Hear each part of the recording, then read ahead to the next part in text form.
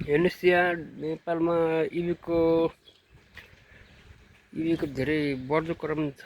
यो इभी गाडीहरूको बजार धेरै भइसकेको छ। अझै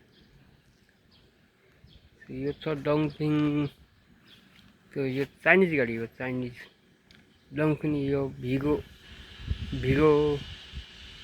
भन्छ यसको मोडल चाहिँ। अर्को बक्समा पनि आउँछ, डङफिङ बक्समा आउँछ। यो पनि भिगो नै हो। हेर्नुहोस् नयाँ छ।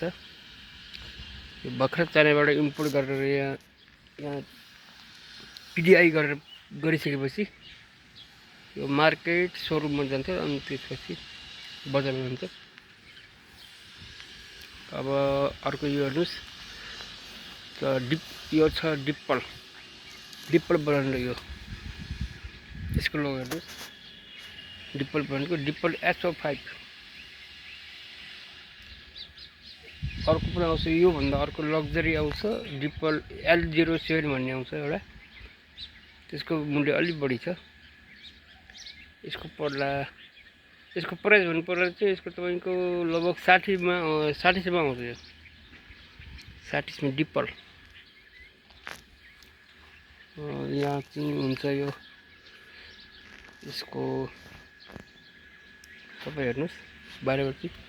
म भित्रबाट पनि देखाउँला, भित्रको फिचरहरू पनि देखाइदिउँला।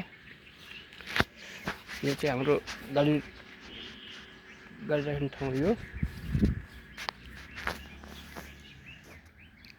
यो धेरै गाडीहरू छ यहाँ हाम्रो उसमा, धेरै गाडीहरू छ।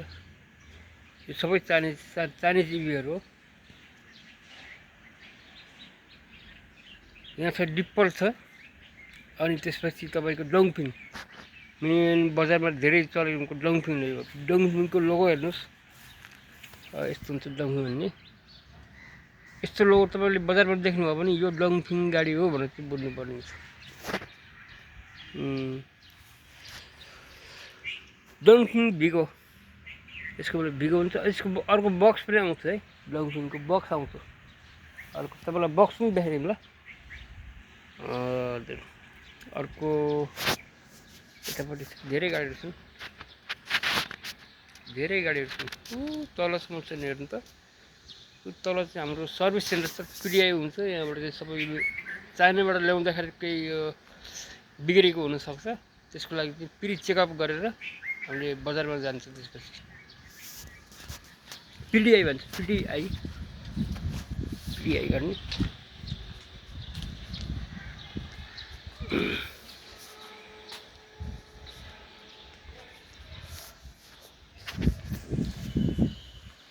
तपाईँको अहिलेको मैले देखाएको चाहिँ तपाईँलाई त्यो डङफिङ बक्समा, डङफिङ भिगोमा देखाएको थिएँ।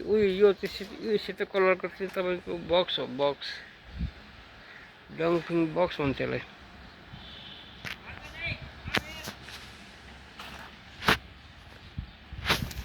डङफिङ बक्स